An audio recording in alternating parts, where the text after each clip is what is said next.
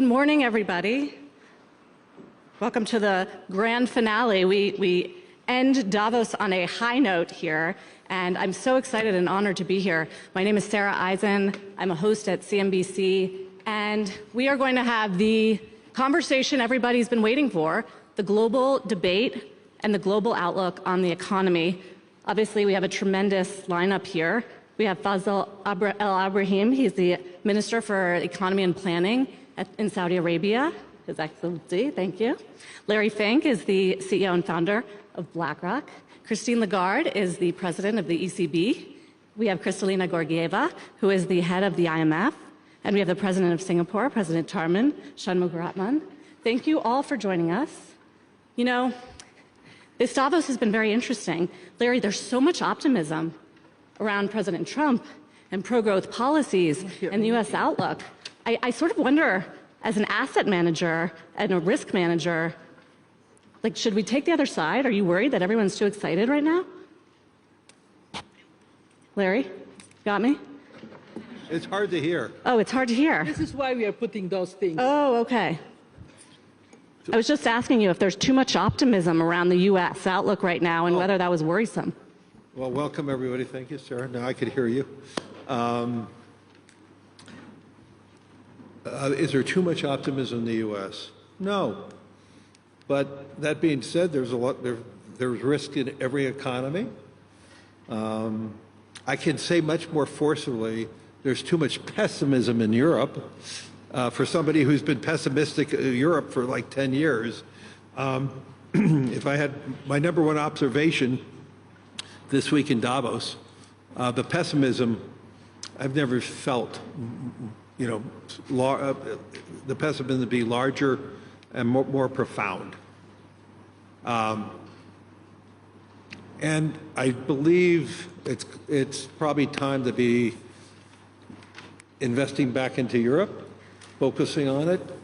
I mean, I see all the problems in Europe, but I do believe the pessimism is too large. There's many things it needs to do. It needs a banking union and a capital markets union, which I could talk about later on. But back to the United States. I think all the ingredients for the United States it will be the continuation of its strength, the foundation of its capital markets. Any entrepreneur, any small company, any large company can find capital. And that foundation of capital raising allows much more entrepreneurialism, much more creativity. And so I believe the U.S. has the ability, because of its strength of its capital markets, which is solely really underappreciated, allows it to rebuild itself, change directions, modify faster than any economy in the world. And I do believe the economy obviously changes depending on the political party and the president, but the reality is the economy is larger than any one political party or any one president. Obviously, they could be additive to any economy. And, you know, President Trump's policies, if we're able to unlock private capital and put private capital to work faster, easier, with less regulation, less time per permitting, it'll allow the U.S. to become less dependent on its own fiscal problems. And so those are some of the issues that could be worked out. So, no, there's not too much optimism in the U.S., and there's probably more to be optimistic here in Europe. President Lagarde, I bet you didn't expect to kick off the panel with a vote of confidence for Europe, because what we've been hearing here a lot is Europe's economy is underperforming, the Trump factor is going to be bad for Europe. How have you digested all of this? Well, good morning to everyone. But I was going to say to Larry that if ever you look for a pro bono job, come and join us in Europe, because you advocate Europe in a beautiful way. So, given where I am, the fact that I'm in my quiet period before a monetary policy week decision coming up soon, I would just like to underscore what Europe is good at. And if I look at the scorecard at the moment, whether you look at debt to GDP, about 80%, overall deficit for the euro area, about 3%, inflation, latest reading 2.4, and strong confidence that it's going down rather than up. Interest rates, 3%. Huge amount of talent, huge amount of savings, and a big wake-up call that is really calling the Europeans to action. So if the European leaders can actually get their act together, respond to this wake-up call and existential threat that can be identified, then I think that there is a huge potential for Europe to respond to the call. Well, so I'm also pretty optimistic. I'm realist about the points that Larry made. We need banking union, we need capital market union, we need to keep the talent at home, we need to keep the savings at home, and maybe it's also time to import a few of the talents that would be disenchanted for one reason or the other from another side of the sea. Just quickly, why do you call it an existential threat? Why is it existential right now? Why is it? Well, because as Larry was suggesting, if you talk to the CEOs, if you talk to the corporate world at the moment, those that are making major investment decisions, they are not very upbeat right now. And when you ask them why they're not, they're making reference to the price of energy. Fair enough, but energy costs are going down as the recycle, or the non-fossil energy is going up in Europe in a significant way when you consider that electricity production in the euro area at least is now 70% non-fossil originated. They complain about the excessive red tape and the excessive bureaucracy. That's the wake-up call that we Europeans, those in policy-making places, have to really take to heart and respond fast to. You know, there was this great incentive to go and invest in the United States because of the Inflation Reduction Act and the significant subsidies that were going to be given to those who invested in the US. I think the IRA has essentially been removed and that any subsidies under the IRA will not be paid out. So people are going to have to rethink with the prism of confidence, with the prism of cost, as is often the case, and the prism of opportunities. And there is no question that what is happening outside is a challenge, but it's also a big opportunity for revisiting and deciding whether or not Europe wants to be a key player. But I'm contending that it has the talent and it has the means and it has the ambition. Well, we're going to talk about the IRA, and I know President Tarman has a lot to say about industrial policy, but first, MD Georgieva, if you could just give us a global overview right now, because you guys just put out your big world economic outlook. And yes, while there's a lot of optimism and solid growth in the US, it's a little lopsided around the world. Well, great to be on this panel. We published our projections for 25 and 26 just before the forum. And what they paint is a nice picture with some undertones. Nice picture because we project growth at 3.3% this year, and next, this is a slight upgrade for 2025. But under the hood of this average number, we have very strong performance for the US. We actually upgraded growth projections for the US by 0.5 percentage point from 2.2 to 2.7, and we have sort of not great European performance, and then we have the rest of the world more or less a little bit up, a little bit down. The most important message I have for the audience is to ask the question, why? Why growth in the United States is so strong? Why growth in Europe is somewhat underwhelming? Why the emerging markets are not doing fantastically well? And the answer is primarily in the differences in productivity growth. The US is marching ahead with high productivity because capital markets allocate money to dynamic firms, because technology turns into business investment and then it grows into company fast, and because the US has, relatively speaking, abundant, relatively cheap energy. When we look, and then productivity in the United States, year after year after year is close to a percentage point. You look at the rest of the world, advanced economies dropped in productivity vis-à-vis pre-pandemic times from over 1% productivity growth, and it pushes growth up, to meager 0.2% now. Even more worrisome, in emerging markets, productivity dropped from 2.5% to 0.7%, and in low-income countries from 2 to 0. So my first message is, the world is changing very rapidly. We are experiencing a tremendous technological transformation. Capital has to have long legs and go where it would make the biggest difference. And you look at capital, where did capital go with its long legs? It went to the United States.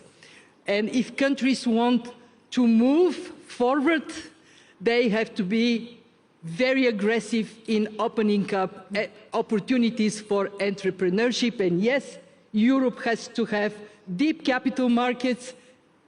It has to have a unified market that makes it possible to compete. And I want to say, I'm a European, I'm a proud European. As a European, I want to make an observation in terms of culture. The United States has a culture of confidence. Europe has a culture of modesty. When I first went to the United States, I went there, if something is done really fantastically well, my parent would say, not too bad. That was the highest praise. And in the US, you just move your legs and you're fantastic. You blink and you're great. So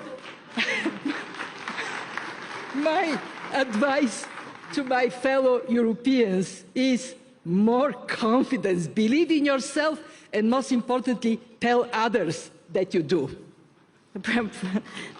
Good message. President Harman, you know, everybody's wondering how, you know, the Trump presidency, which is so focused on economics and has so many changes from the prior regime, is going to change the outlook for their respective regions and economies. How are you thinking about it for Southeast Asia, emerging markets, the regions that you follow? Well, first let me say, and I don't want to be a spoiler here, if you look at all the evidence on what ordinary people think and feel, they're not feeling good in the US, in Europe, everywhere in the world. Confidence is down, optimism is down, trust is down. So our real task is, how do we rebuild the bases for optimism in today's world? We're not going back to the era when the Bretton Woods institutions were formed. We're not going back to an era where Henry Morgenthau, the US Treasury Secretary, said in Bretton Woods, prosperity is indivisible. Just think about that. Prosperity is indivisible, meaning I can't prosper unless you are prospering. No nation, even the largest, will prosper unless the rest of the world is prospering. We're not going back to that era. It's past us. It may have rested on a moment in time when the US had an unassailable lead and had that confidence to say prosperity is indivisible. But what we've got to avoid is going to the other extreme of a real zero-sum world. And there's some tendencies in that direction, but I think we are nowhere near it. We have to avoid moving in a gradual, grinding way towards fragmentation and towards some breaking up of the world into blocks. It's a real risk. So what do we do using all the agency we have? The middle powers, India, ASEAN, Europe, Japan, the international institutions. What do we do in between those two extremes? Between the unattainable ideal of prosperity being indivisible, and avoiding at all cost a zero-sum world. There's a lot we can do. There's a lot that we can do. But start from the reality that there are strengths in each of our nations, very well described. The US has a unique set of markets and institutions that drives innovation in a way that no other nation or region does. And as Christine says, Europe has human capital, and I mean it not just in terms of expertise, but in terms of values. It's a font of the values that we admire in today's world. Asia has a desire to keep opening up, to keep breaking barriers. Asia is still striking FTA deals. And we now have the UK joining the CPTPP, and there's several others on the waiting list. So build on these strengths, the desire on the part of most of the world to stay open, to be interdependent, so that we can all grow. So let's build a realistic basis for optimism, but starting from a position where people are despondent.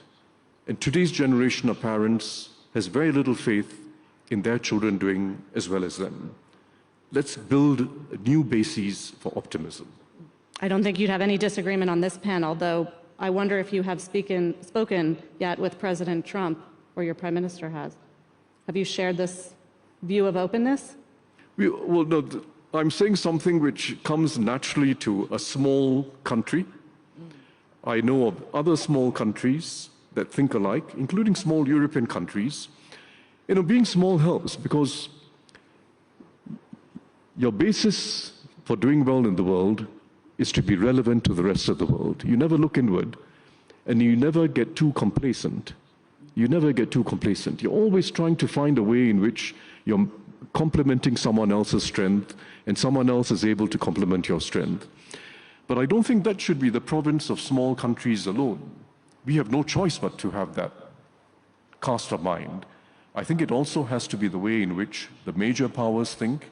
And in particular, I mean, if there was one real positive coming out of President Trump's speech yesterday evening here at the forum, it was the way he spoke about China and the US. It suggested a desire for a new understanding and a desire to avoid a continuous unraveling of a relationship that is still profoundly important for the global world economy. Agree. Your Excellency, two important questions. So in that speech here at the forum, President Trump called on Saudi Arabia, specifically and OPEC, to lower oil prices. Will you do that? So before I answer this question, I'm just going to comment on what was discussed. Please. I was going to move on to that as well. But I'll get to your question. I think the way we look at the world is in two lenses. One is data-driven, to kind of explain to us why we're here, how we got here, where exactly we are. But also another lens that is more future-focused. What is the potential we need to unlock seriously? If you look at the first lens, like Kristalina said, there's tepid growth. But also at the same time, we, the same people talking about tepid growth, are talking about the potential positive promise of technological advancements and including generative AI. This economic stalemate needs to be addressed or disrupted. We can't stay here. Keeping our eye on the second lens, the vacuum is, like we've discussed probably throughout the past few days, is intrepid leadership. We need intrepid leadership that is bold but inclusive, disruptive but constructive, ingrained in the long view, like President Thurman said, but also action-oriented today to kind of get us out of where we are. And you see signs of hope or signs of signals that there are directions or momentum in the direction of more leadership that is required for us to get out of where we're from. Saudi Vision 2030 is an example of that. You talk about complacency, President Thurman. I think every day, day in, day out, complacency in Saudi is punched in the face by Saudi youth. We need to make this transformation count. And every region, every economy has its own issue to deal with, whether it's Europe and deregulation, for example, or innovation. The US and the fiscal outlook. China and this new economic model and whether a shift to consumption drive will happen. The Middle East and stability and the need for more Vision 2030s. I think there are some pressing questions that the globe needs to address too. And one of them is energy security or the energy transition. I don't think we can get or can afford not getting the energy transition story right this time. We need to get it right. Energy supply, energy security is essential for global growth, for global prosperity.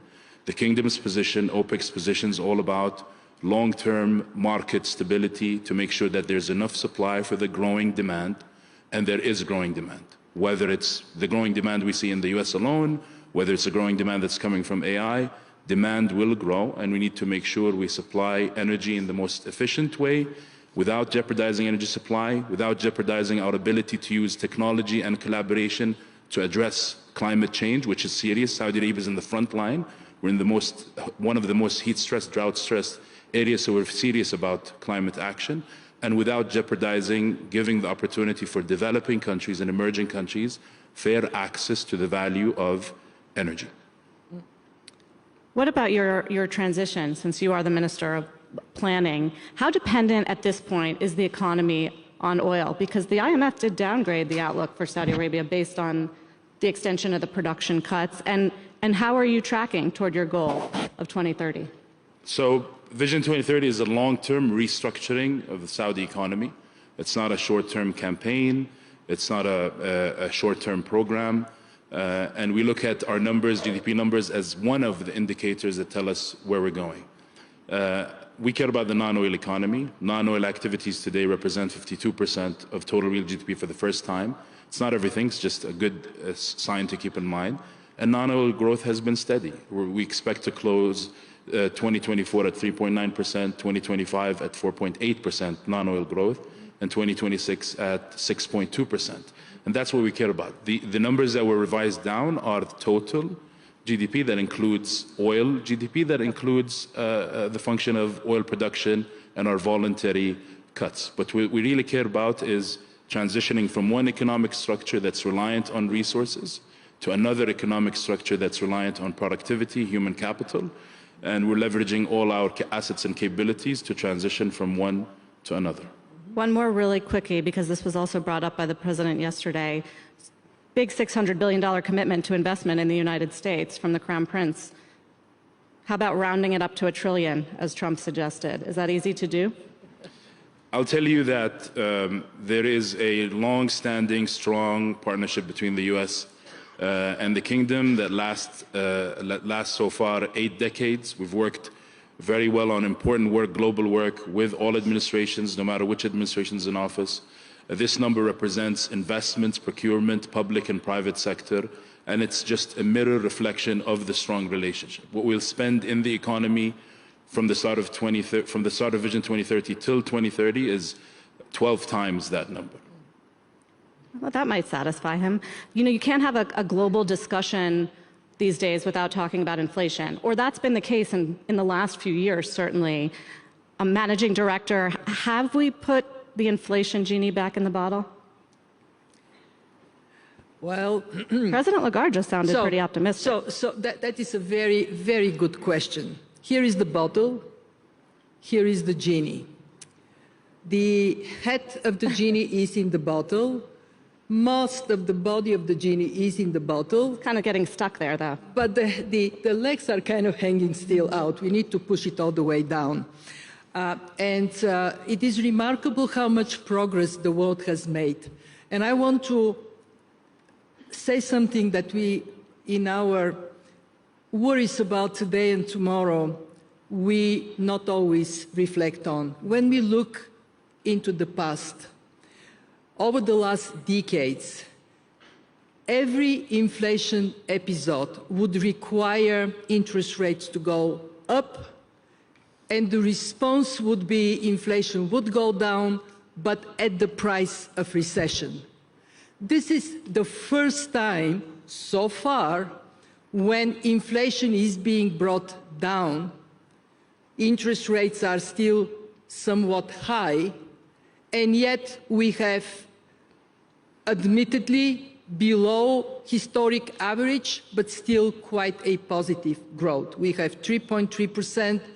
Historic average was around 3.8. So when we look at the next stage, if we succeed to bring inflation down and yet retain the economy functioning so people have jobs and, as Starman said, they get more confidence, that would be a very good outcome. And I want the audience to ask itself a question. How come this time it was different? What is different this time?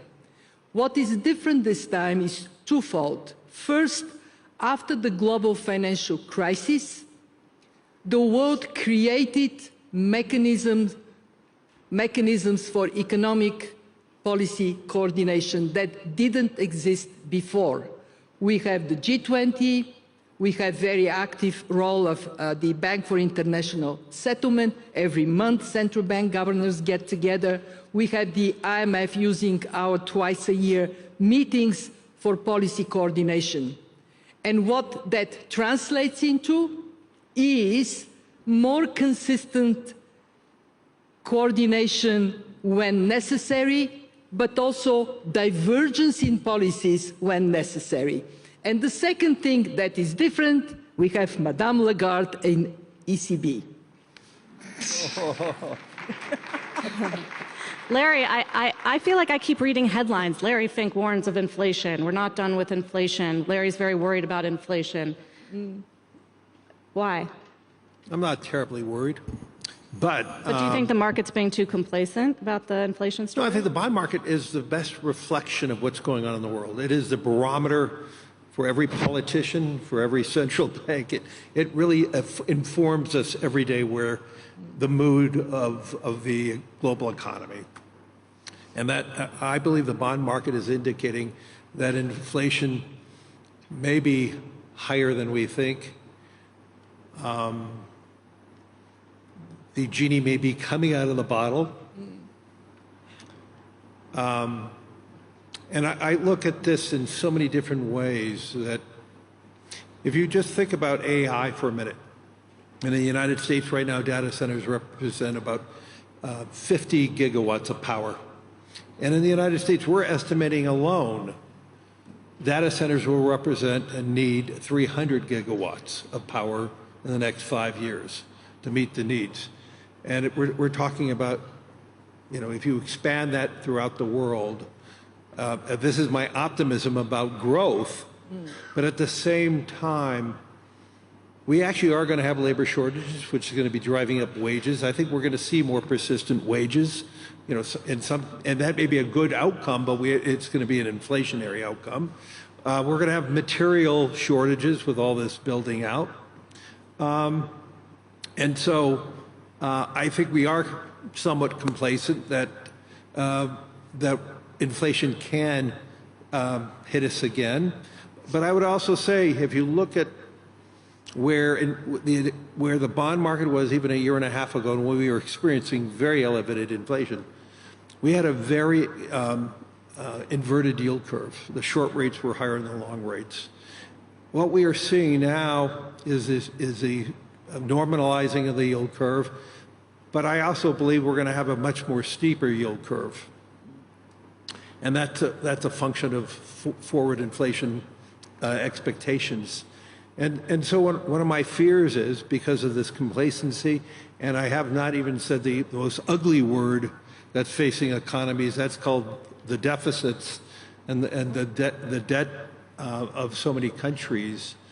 When you think about the amount of capital that we're going to need to be financing all these amazing transformations, we have growing deficits worldwide.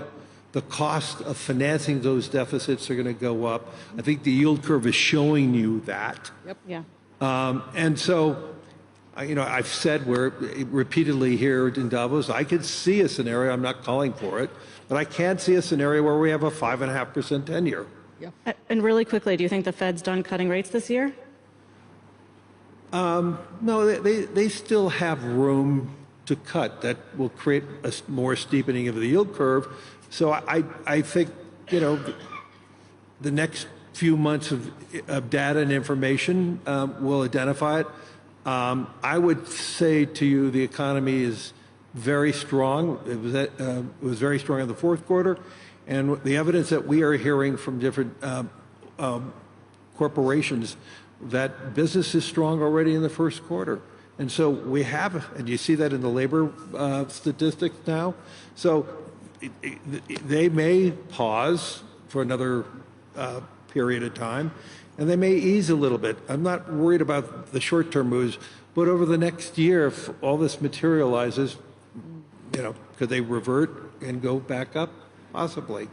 Rate hikes. A rate hike. I'm not calling for that, but all I'm saying is I see probabilities of that. Yeah. That's not my core prognostication. I'm trying to get a headline here, Larry. I'm trying to avoid one. Very good. Just on the inflation story, not everybody is feeling inflation right now globally. I think we should mention in the global context that China has been seeing deflation, Mr. President. And I do wonder how you assess the Chinese economy right now and the outlook and the spillover effects globally. Well, I think the Chinese will avoid an extreme downturn. They know what to do. They're measuring the pace of the measures they're taking to strengthen consumer spending, to get past the property market overhang. They have an extremely complex task of achieving all this in an economy that's not a fully market-based economy. But I think they'll get there. Growth might be somewhat slower than hoped, but I don't see a situation that leads us to a deflationary spiral. But more broadly, you know, central banks and fiscal authorities have made mistakes in the last 15 years that set us on a somewhat higher plane of inflation for the medium term than we otherwise would be. But the fundamental advantage we've had for several years now has been two things. The entry of China and some other parts of the developing world into the global labor market and global trading system, and countries' willingness to be able to absorb their products. It's been a tremendous deflationary force, counter-inflationary force. But we're now past that. And we also have now an unprecedented situation of aging in the entire developed world, the West, Japan, increasingly China. The US is seeing stagnation in its population, even if it's not coming down. But you've got Africa that's coming up. You've got India that's still growing rapidly, still a rapidly growing population. So if you just think about that fundamental advantage we had for consumers all over the world in having an international trading system that allowed for emerging countries with growing populations and growing workforces and lower wages to be part of a global economy, how do we now replicate it in the next phase? When we have the added disadvantage of aging in the Western world and severe labor shortages that already exist. In Europe, for instance, there's already a very severe labor shortage, south to north. What do we do about Africa? What do we do about South Asia and some other parts of the developing world? How do we have, if you like, a global industrial policy so that we can benefit globally from higher productivity, but also a lower cost of goods for consumers around the world? I think that has to be an important challenge. I think when it comes to the inflationary outlook, a lot will depend on trade policy with the US and tariffs, right? I mean, is anybody on this stage a fan of tariffs? No. No one thinks it's a good idea. I wonder, Your Excellency, when it comes to the trade battle, the fact that President Trump has indicated he's going to use tariffs to get fairer terms on trade or for national security reasons or for negotiations? How does a country like Saudi Arabia fit in when the US and China, for instance, have a deeper trade dispute or even a trade war? Do you find yourself in the middle? I think we want to be in the middle, right?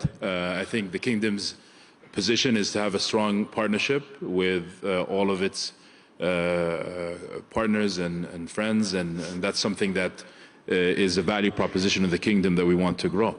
But on tariffs, I think depending on what objectives an economy has, it's been used as a tool, so long as it is objective-driven and time-bound. An economy has the right to build resilience or leverage or give space for the private sector to grow some competitive advantage, or to invest in adding new competitive advantages so that a local industry can start. So it's really about the details of tariffs, what it would look like, assessing its impact, and then figuring out how to deal with it. The important thing is to keep dialogue on the table and keep the orderly, respectful discussion going and maintaining it, even if it's been absent for a while or not where it should be, and continue working on it. Kingdom values its partnership with all of its economies. Since Vision 2030, we've played an even larger role in more domains than oil and gas, diplomacy, and foreign aid and assistance, because we understand better through Vision 2030 what our economy needs and society needs for us to unlock its potential. Both with US and China. US and China and others. President Lagarde, President Trump yesterday said that the EU does not treat the US fairly on trade and that he has some big complaints. Is that true?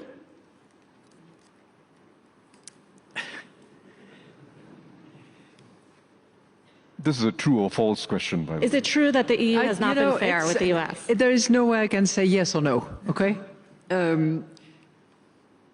What I believe is that he's looking very carefully at surplus versus deficit in the current account, and in the trade balance in particular, focusing on that. And I think that you have to look very carefully under the hood, as Kristalina was saying. You have to look at the goods exchanges, you have to look at the services exchanges, you have to look at the capital account. It cannot just be black and white.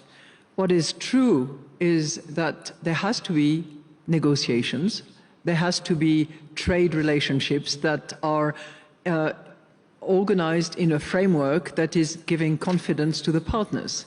It cannot be about, removing all the rules, ignoring the institutions.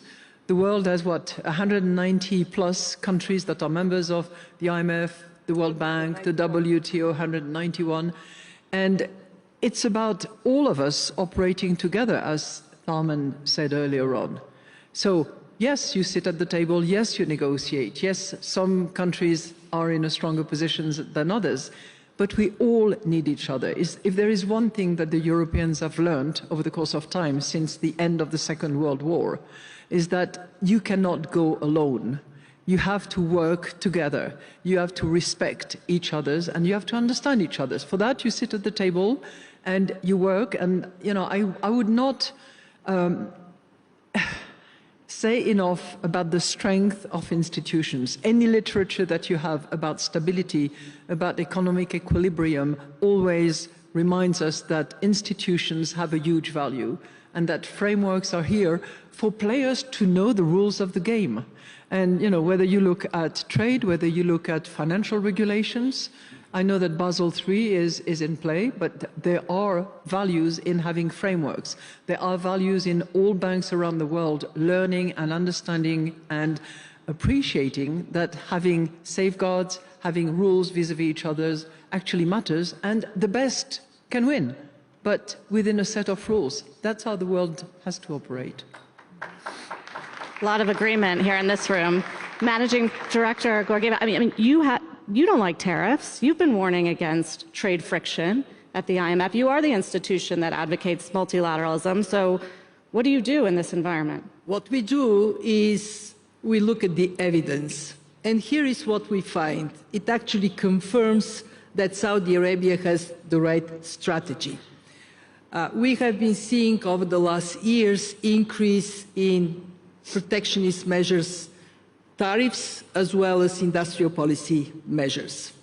And we have seen countries gravitating towards politically aligned countries in their trade practices. And what the evidence shows is that trade among politically aligned countries is higher than trade across politically aligned countries. But guess which category of countries is performing the best? The countries that are friends with everybody. So there is, in my view, what we are going to see over time is a reflection in trade and economic relations of a geopolitically changing world. More regional cooperation, more cooperation based on supply chains, more engagement that allows countries to achieve their objectives. And in our institution, we look into how we can support regions. How can we work more closely with ASEAN? How can we work more closely with the Gulf Cooperation Council? So we can provide the analytical and policy encouragement for that kind of practical cooperation. I mean, look, we were many thousand years ago just a handful of people on this planet. Today we are 8 billion. How did we get from there to here? Well, by collaborating and competing. And I think that there is no way we can wipe out collaboration from the future of humanity. On that note, Mr. President, I thought there would be an applause for that. On that note, Mr. President, you know, trade and industrial policy, as you just heard from the managing director, are very linked. You have some strong opinions here on industrial policy, I know. Well, I think, Please. you know, whether it's tariffs or subsidies or the other forms of the new industrial policies that are now in the vogue, the fact is they're being driven largely by politics and geopolitics rather than by any powerful new understanding of economics, or any new evidence or any reappraisal of economics. And I think the jury is out as to whether this is going to succeed in lifting standards of living for ordinary people, for the middle class, and lifting economic performance for countries. It's happening by way of drift and tit-for-tat action. And we're in a very unstable situation now, quite frankly. So I think we have to take a step back. There is a case for industrial policy, and it starts from recognizing that innovation is the key driver for long-term growth. And innovation comes from capabilities. So the industrial policies that have succeeded in the past, and I think are still entirely relevant, are industrial policies that involve developing your own capabilities, R&D, skills, developing cluster synergies amongst firms, developing your own capabilities rather than constraining someone else's efforts to develop capabilities. It's about developing your own capabilities rather than constraining another country or the rest of the world. Because the difference between the two is that the first spurs innovation, and it spurs innovation through competition, and the second stifles innovation, and it stifles long-term growth. The second point, which is, may seem old-fashioned, but is still entirely relevant, and all the evidence still supports the proposition that global interdependence and some specialization that each country engages in is good for everyone. You don't have to be a purist, you don't have to know what Ricardo said, but the fact is, we all do better when we specialize at what we are good at and develop skill in what we're good at. And it's very hard to depart from that. The whole history of import substituting industrialization which we saw in Latin America, we saw in parts of the developing world, and which we're now seeing in parts of the advanced world, has not been a pretty history. In fact, in general, it has led to massive inefficiency, which means costs for ordinary taxpayers, and big losses. Big losses. So develop our own capabilities, do it in areas where we have some advantage, some accumulated skills, some potential to succeed and develop scale, and complement each other in an interdependent world. There is a further very important case today for industrial policy, and that is we need to find ways of scaling up action on climate and the associated crises of biodiversity and a global water cycle that's out of sync, out of kilter. It requires the public sector. It requires state intervention to front-load investment, to be able to front-load even the demand for new innovations in green energy and all the other technologies that are going to get us to net zero. If you leave it to the markets, it's going to take too long, it's going to be too incremental, and in the meantime, the turning points kick in climate change, and we get into a much more dangerous world. From time to time, countries will feel they can put climate action on the back burner, but climate change is not on a back burner for you or for anyone else. The more we put it on the back, the more we put climate action on the back burner, the more we burn in future, the more the costs are going to be to address the situation, and the greater the inequality that we're going to face. So we've got to press ahead with addressing climate change, and it does require industrial policies involving public investment, involving subsidies, involving taxation policies, so that we build scale early and drive down the costs for ordinary consumers of new technologies. It's a very important contemporary reason why we need industrial policy. So Larry mentioned the D word, debt and deficits, and it's a whole nother subject for another panel that we don't have time to get into, but I am curious, show of hands, since we're talking about the global economy, in the near term, how many of you have put sovereign debt levels, high sovereign debt levels, in your top 5 lists of risks for the global outlook? Yeah. Everybody. What about geopolitical tensions? Top 5? Yeah. No. Why not, Larry? I mean, obviously it represents idiosyncratic risk, so we always have to put that into your forecast. Look at, if we're going to really grow the economy of the world, it's not about focusing on really tariffs or all these issues. I agree with Tarman related to this industrial policy, but all of this, whether it's the deficits or transforming an economy, it's going to have to be done by hope. The more the global population is hopeful about the future, there's more consumption in that environment. I mean, when we talk about China, what is China? One of the fundamental problems of China is it has the highest savings rates of any major economy in the world. 38% today, it was as high as 50%. This is why they have to be more dependent on exports. I mean, so for China needs to be developing more hope within its country, and I think they're focusing on this right now. And if they could do that, they're going to have more domestic consumption. You know, we talk about tariffs, and what do we do about it? You know, I could go back and look at Europe and say that if Europe can solve its own problems, not focusing on the problems that the U.S. may impose on it, but focusing on their own issues.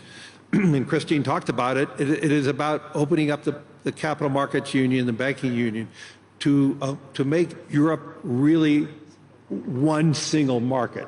I mean, it's a myth right now. Europe is a myth. Okay, it's a beautiful myth, but it's not working. It is not working to compete. President Lagarde's going to take back her invitation. No, it's not working relative to the strength of the United States, the innovation of the United States, the entrepreneurialism of the United States, the ability to pivot. And then if you look at China, it's entrepreneurialism, it's development. Europe needs to be in the same footing. And here we are now in 2025. We're now 16 years post a financial crisis, and I don't see Europe moving forward enough. I see Europe still focusing on backward looking too much. But I do believe all of elements are there, and that's why I started off. I'm more optimistic. But yeah. In that, to be optimistic, you have to admit your problems. Okay. Final minute, yes, I know you must respond. Okay. I was being provocative. No, but fair enough. And that's exactly the good point about now, is that it's provocative. Because I think Europe is not a myth. Europe is not a basket case. Europe is a fantastic case for transformation. And I'm going to quote a report that was issued by the IMF, Kristalina. And I agree with you on that, Larry, I agree.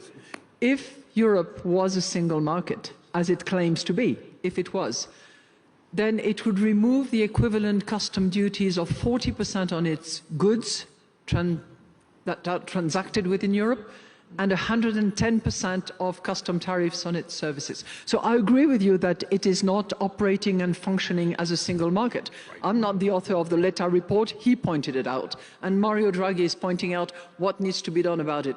The real question for the Europeans, as I have said, corporates and policymakers alike, is get on and do it. Get it done. Okay. We have 1 minute left, so that means like a short answer, really short, like 10 seconds from everybody. We talked a lot about the risks, inflation, tariffs, industrial policy, deficits. One opportunity for growth in 2025 that you're thinking about, Mr. President? I think the most neglected dimension of strategy nationally in most parts of the world is social policy. You need social policy on an industrial scale, much more than industrial policy in the narrow sense. And that means maximizing human potential in every segment of the population.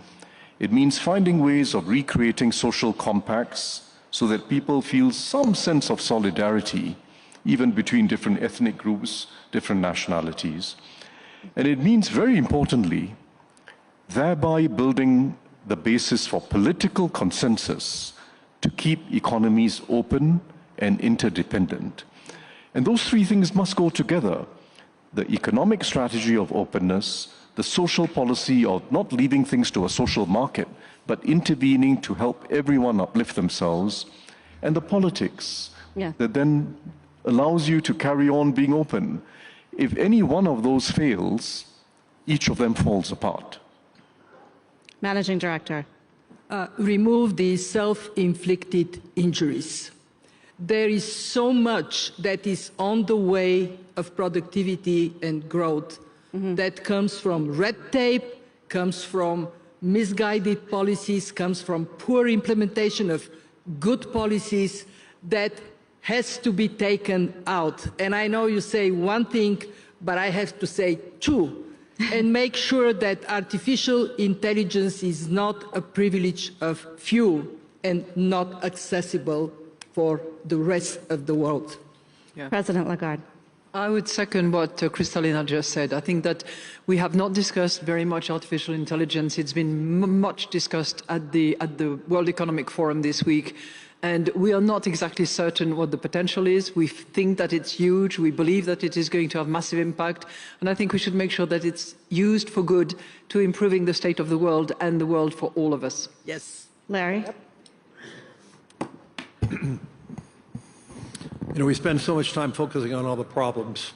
and when we discuss problems, we solve problems. So I believe it is a great process discussing problems, because we solve problems. But because we solve problems, there should be even greater hope. I mean, the world is better today than it's been 10 years ago and 20 years ago. We lifted more people. There's more opportunity. There's more technology transformations. Some of it is very fearful. But I just look back at the last 20 years, and I'm more hopeful today than I ever been. And it is our responsibility to provide that hope to everybody and lift more people. Your Excellency. So the reason I didn't raise my hand earlier is because I think today we have more clarity on what we need to discuss and resolve, and there is signs of more optimism relative to where we were last year. So I'd say optimism by choice. Optimism is not just a gut feeling or a reaction to an environment. It could be a strategic decision.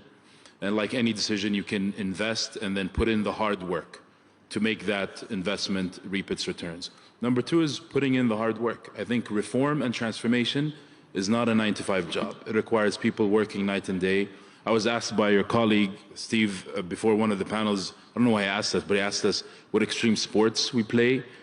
I blanked out, which is depressing. But then the first thing that came to mind was Saudi Vision 2030. Not because of what we're doing, but because of the so many young Saudi men and women who are working 12, 14, 16-hour shifts every day to make this transformation count. Thank you all. And we end where we started, with the optimism, and it's why it's been a really rich World Economic Forum Davos this year. Thank you all for participating. Thank you. Thank you. And please stay seated. Please stay seated, everybody, because we have two more things before we close everything out. We have a very special, exciting, newsworthy announcement from His Excellency, from the Kingdom. And then if you would stay seated right after that, we are going to hear from the World Economic Forum President. Please.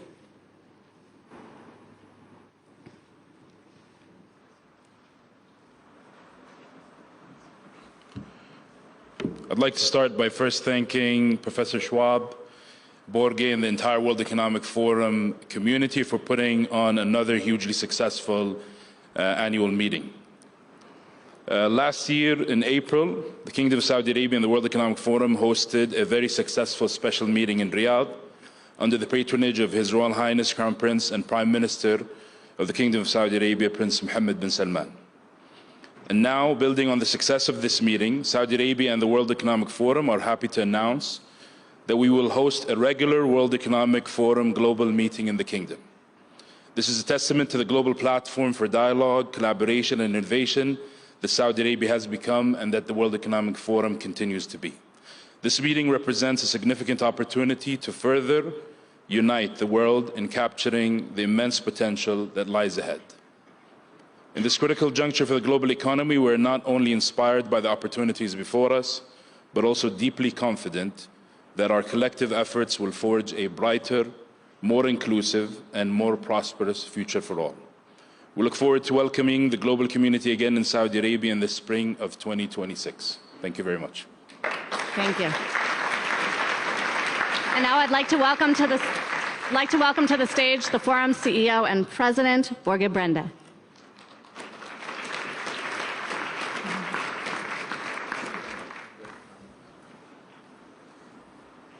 First and foremost, thank you to a great panel.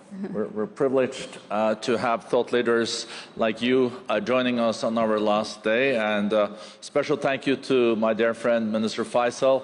We had also an amazing meeting in the Kingdom, and we're looking forward to coming back in the spring of 2026. I think we all realize during this week that we came together in Davos at a time of immense consequence and uncertainty. Political, geopolitical, and macroeconomic landscape all are shifting under our feet. At the very moment, the clock is quickly ticking down to meet critical political priorities. Driving economic growth, reducing carbon emissions, finding ways to end conflict, all cannot wait. And the only way to progress on these issues is by working together. But our cooperative approaches may need to adapt to a new, more uncertain era. There is a new political reality that we are faced with. We will need to be innovative and creative and work with each other, even if we don't see eye to eye on everything. Our week in Davos showed that this is possible.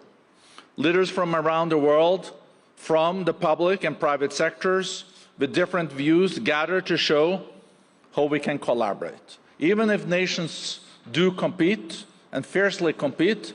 There will be areas where there is overlapping in the interest, and those areas we really need to strike and find deals to make the world a better place.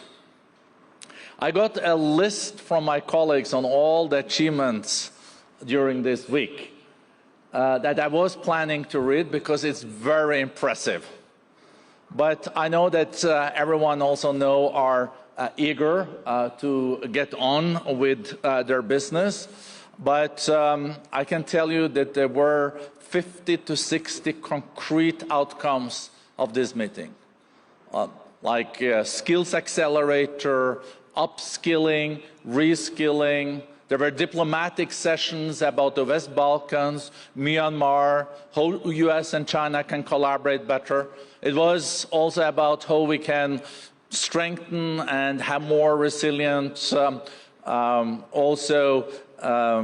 trade and investments moving forward. I'm just sharing some of this, but we will share on our website all the concrete outcomes. So to close, the week, I think, is putting us on a strong course for the year ahead, a year that will have immense consequence. Because the progress we make over the coming months will not only deliver results in the near term, but will shape our course for years to come.